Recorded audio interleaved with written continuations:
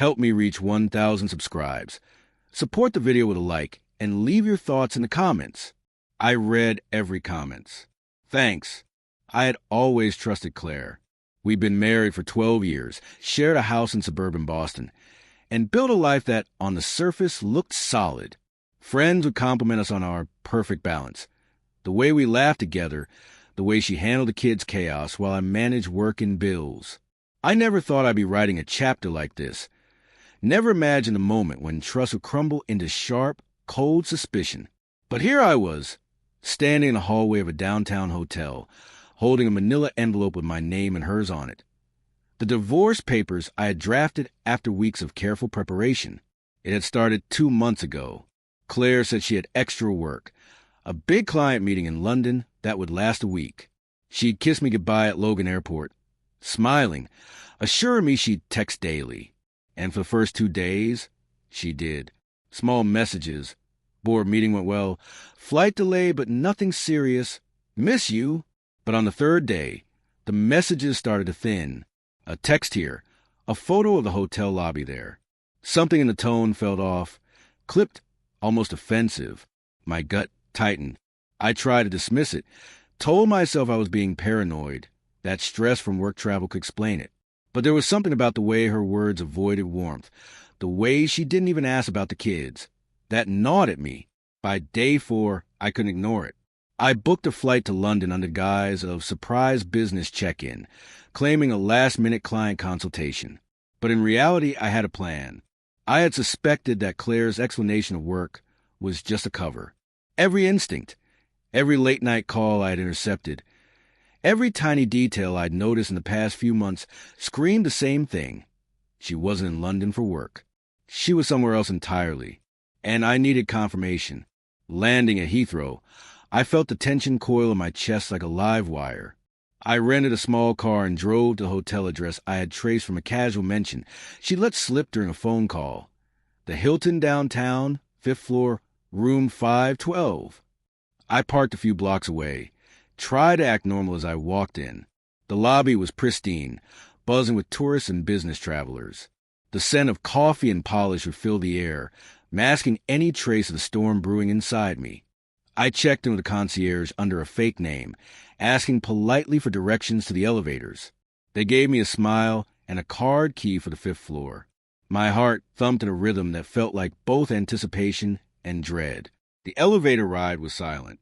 I barely breathed, trying to calm the adrenaline that made my hands shake.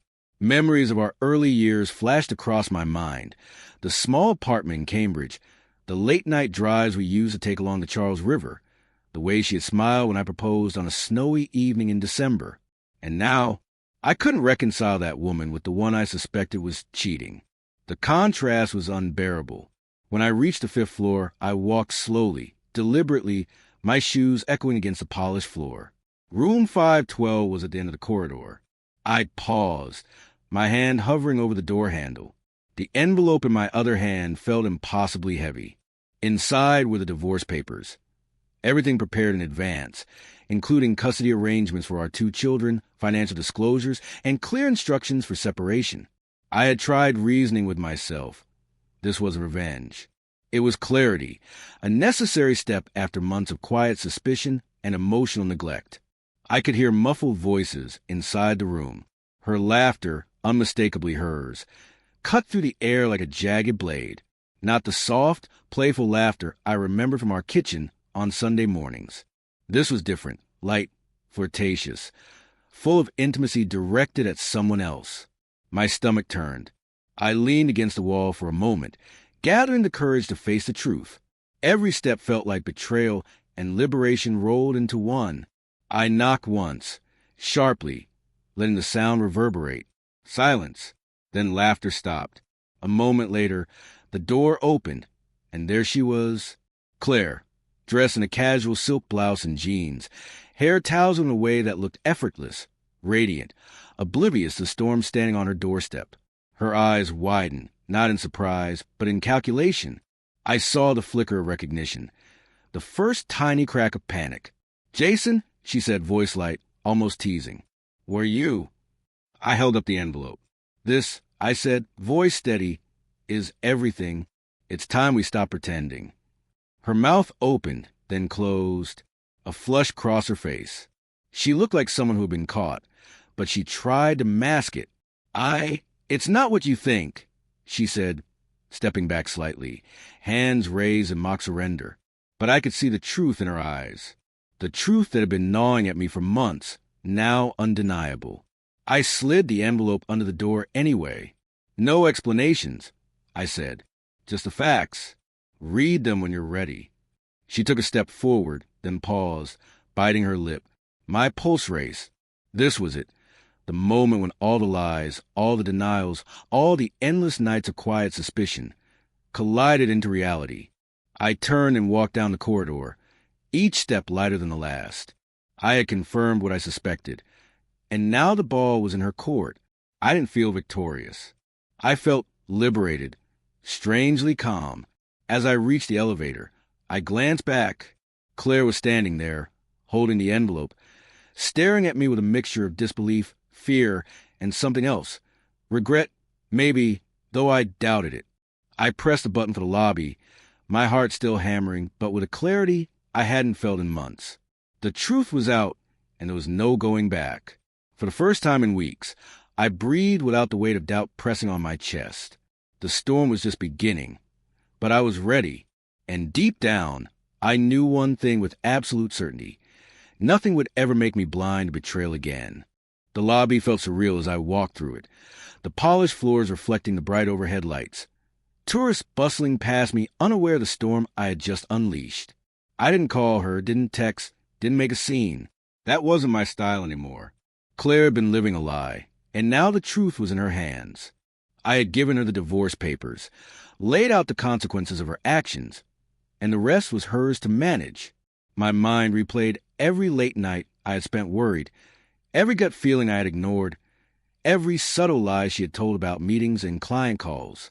I returned to my hotel room across town, sitting on the edge of the bed, staring out the window at the rain-soaked streets of London. The city lights blurred as my thoughts raced. I felt a strange combination of emptiness and relief. This wasn't about revenge. I wasn't gloating. I was just free. Free from the constant uncertainty. Free from the deception. Free from the woman I had once trusted with everything. 3 hours later, my phone buzzed. A number I didn't recognize. Hesitation gripped me, but I answered. Jason? The voice was tight, anxious, unfamiliar in tone. Yes, this is Claire. I need to talk. I closed my eyes for a second, letting the tension in my shoulders ease slightly. I hadn't expected this. It's late. We can talk tomorrow. I can't wait. Please just listen. Her voice trailed off, trembling, like someone trying to hold themselves together against a flood. I leaned against the wall, gripping the phone. Claire, listen, I said slowly. I know everything. The hotel isn't work. I know you've been seeing someone. The lies, the secrecy, it's all clear now. There was a long pause, then a shaky whisper. How did you? I suspected, I said, and I prepared. I'm not here to fight. I'm here to protect myself, our children, and the truth. You've made your choice. Now you have to face it. Her quiet sobs filled the line. It was raw, unfiltered emotion. I felt a pang of something I hadn't felt in a long time. Sadness of the person she had become, for the marriage we had lost. But I didn't waver. I stayed firm. Read the papers. Every detail. You'll see what you've done, and you'll see that I'm not playing games. This is reality, Claire. The next day, I returned to the hotel, not to confront her, but to make sure the documents were acknowledged. When I arrived, the security desk told me she had left hours ago. Room 512 was empty, stripped of any sign she had ever been there. No suitcase, no personal items, just a faint scent of perfume lingering in the air. My heart sank briefly.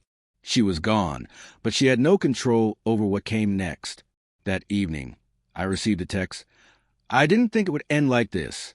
I made a mistake. I stared at it for a moment, then typed back simply, mistakes have consequences. Over the next week, the legal process unfolded as I had anticipated.